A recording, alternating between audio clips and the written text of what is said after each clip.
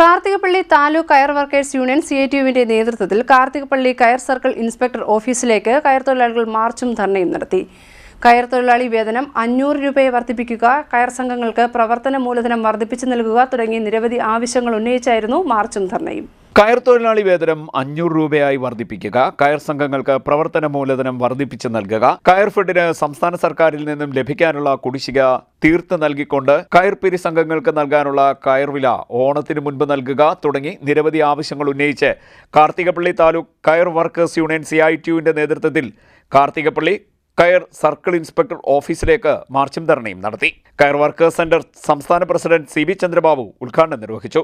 Union vice president KN Thampi അധ്യക്ഷനായി. Union secretary B Amit Shah, CPM ജില്ലാ secretariat അംഗം M Sathyapalan, Harippad area secretary C Prasad, Karthikappally area secretary K Vijayakumar, K Karunakaran, R Ambili, PK Gopinathan തുടങ്ങിയവർ സംസാരിച്ചു. CDNet news, Harippad.